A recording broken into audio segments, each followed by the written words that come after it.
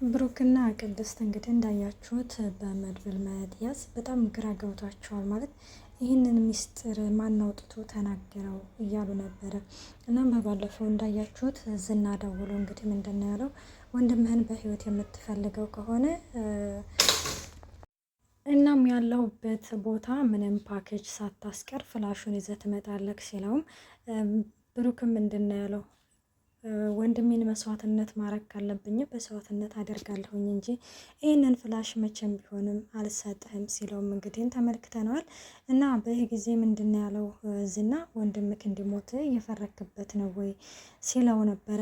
እናም እንደዛ ሲለው እንግዲህ ቅድስትዬ ነች እና ተረጋጋ ብሩክ፣ ምን እየሆንክ ነው እንዴ? እሱ ልጁ እኮ አንድ ነገር ቢያደርገውስ በአንድ ነገር ቢያደርገውስ ማለቴ መድብል እኮ አታውቅም እንዴ? መድብል እኮ ለእኛ ብሎ እኮ ነው እዚህ ነገር ውስጥ የገባው። ስለዚህ ተረጋግታ ለምንድን ነው የማታናግረው ምናምን ትለዋለች። አንዴ ግደለው አንዴ ያዘው ማለት ምን ማለት ነው ስትለው እንግዲህ ብሩክ አሁን ይሄንን ነገር የተናገረው ከልቡ አይደለም። ማለት ወንድሙ የሆነ ነገር እንዳደርገው ፈልጎ ወይም እንዲጎዳ ፈልጎ ሳይሆን የሆነ ፍላሹኛ ጋር ስለሆነ ወንድሜን ምንም አያደርገውም፣ ምክንያቱም እነሱን መቀመቅ የሚወርድ መረጃ ስለሆነ ያዝ ነው ምንም ነገር አያደርገውም በሚለው ሀሳብ ይዞት ነው ማለት ነው። እና በእርግጥም ትክክል ነው ማለት እንደዛ ሲለው እንግዲህን በጣም ይገርማል። በህይወቴ እንዳንተ የታገስኩት ሰው የለም ይላል ማለት ነው ዝና። በህይወቴ እንዳንተ የታገስኩት ሰው የለም፣ ዛሬ ግን ሁሉም ነገር ያበቃል ሲለውም መድብል እዚህ ጋር ምንድን ነው ያለው? ያበቃል የሚባል ነገር የለም፣ ምንም የሚያበቃ ነገር የለም። ቆይ እናንተ እስከ መቼ ነው በሰው ህይወት እየቀለዳችሁ የምትኖሩት? እናም አሁን ካልክም እኔን ግደለኝና ሁሉም ነገር ያብቃ፣ እኔን ግደለኝና እኔን ግደሉና ሁሉም ነገር ይብቃ፣ በቃ ሁሉም ሰው በነፃነት ይኖር ሲልም እንግዲህ መድብልም ይነግረዋል ማለት ነው። እናም በቃ እኔን ግደለኝና አንተምና ካሌብም ሞታችሁን አፋጥኑ ሲለው እንግዲህ በዚህን ጊዜ በጣም ይገርማል እያለም እንግዲህ ቆይናና የማልገልህ መስሎ ነው እንዲ ይለዋል። እና በዚህ ጊዜ እኮ በቃ ግደለኝ እኮ እያልኩ ነው ሲለውም ይኸውልህ ትሰማኛለህ፣ ያ ፍላሽ እጄ ላይ ሳይገባ ምንም ነገር አላደርግህም፣ ሳሰቃይክ ነው የምኖረው ሲልም እንግዲህ ያው አንዴ በቦክስ መቶታል። እንግዲህ በመሬት ላይ አስተኝቶ ሲደበድበው ተመልክተናል። ሰላም ጤና ይስጥልኝ ውድና የተከበራችሁ የቻናል ቤተሰብ እንዴት ናችሁ? ደህና ናችሁ? ያለው እግዚአብሔር ይመስገን። እዚህ ቻናል አዲስ ሲሆናችሁ ሰብስክራይብ በማድረግ ቤተሰብ ሆኖ እንዲሁም ነባሩ ስለምታበረታቱኝ እጅግ አርጌ አመሰግናለሁ። ተወዳጅና ልብ አንጠልጣይ የሆነውን ምሳሌ ድራማ ይዘንላችሁ ቀርበናል።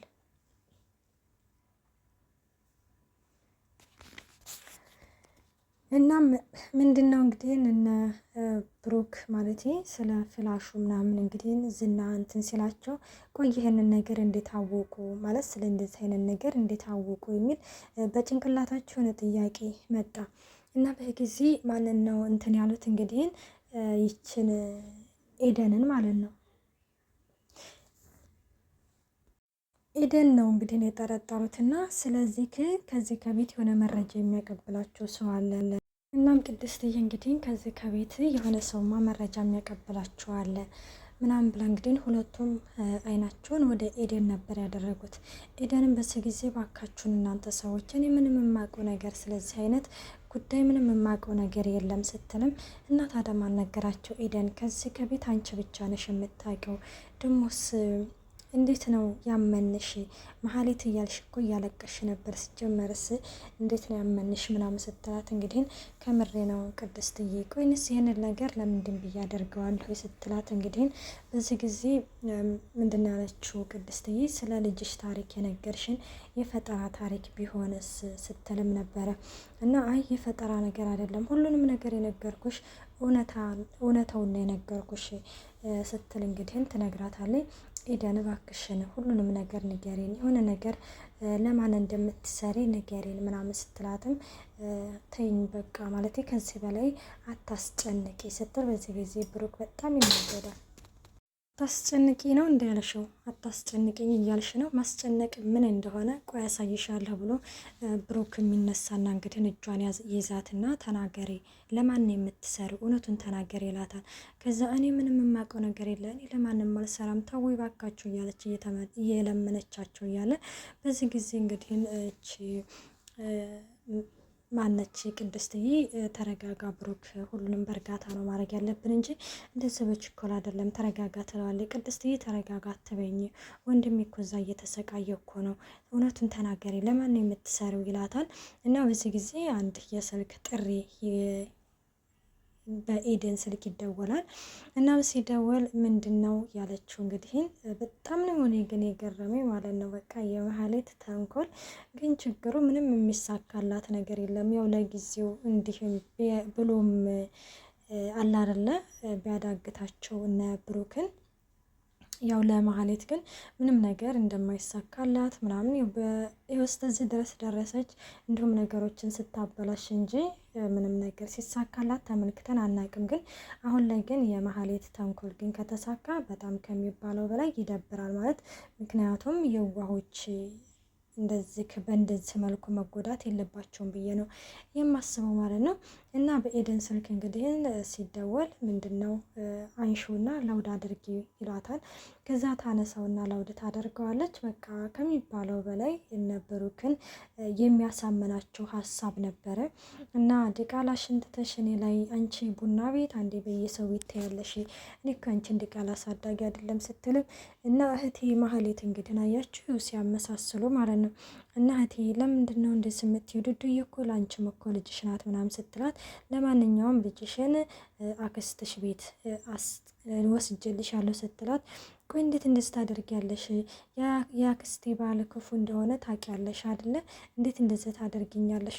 እና እኔ እኮ ብር እኮ ያላኩልሽ እኮ እስከዛሬም እኮ ስላልተሟላልኝ ነው። አሁን ሁሉንም ነገር አሟልቼ እልክልሻለሁ ምናምን ትላታለች።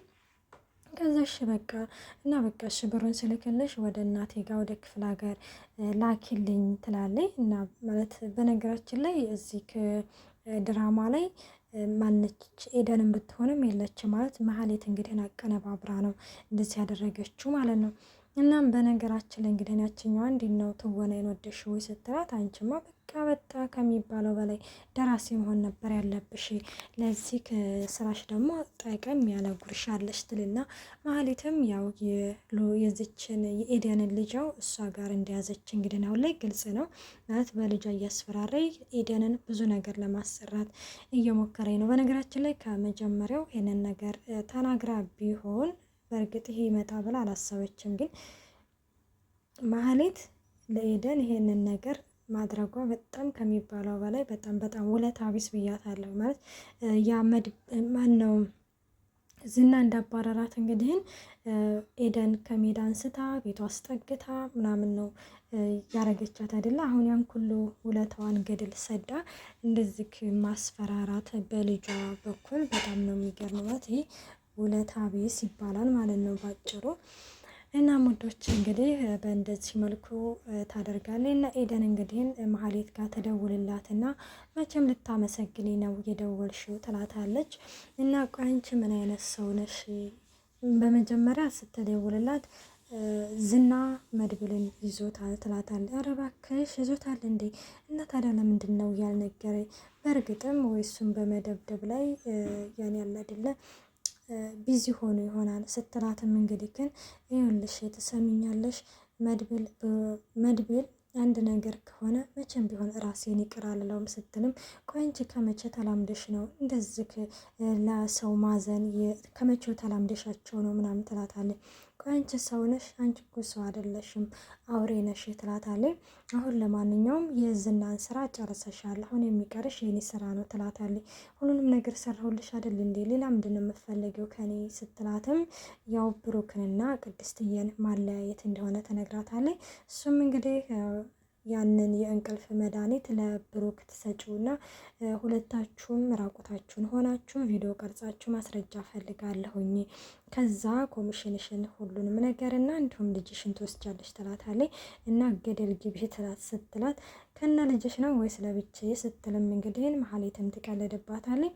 ቆይ አንቺ ግን ሰው ነሽ? አንቺ እኮ ሰው አይደለሽም እያለችም ትላታለች። አሁን ወደ ስራ መግባት ትችላለሽ፣ ስራሽን መጀመር ትችላለሽ ስትልም መሀሌትም የኤደንን ሀሳብ ሳታዳምጣ ስልኳን ጆሮዋ ላይ ነበር የዘጋችባት። ስልኩ ተዘግቷል። እንግዲህ ኤደን ልጄን አገናኘኝ ቢያንስ አንዴ እንኳን ድምጿን ልስማው እያለች ነበረ። እናም ስልኩን እንግዲህ ከነሷ ትዘጋዋለች ማለት ነው። እና ግን በጣም ነው በጣም እኔ እንጃ መሀሌት ግን ይሄንን በኤደን ላይ ማድረጓ እንትን የሚል ነው። በጣም እኔ እንጃ በጣም ከሚባለው በላይ ነው ያሳዘነኝ ማለት ነው።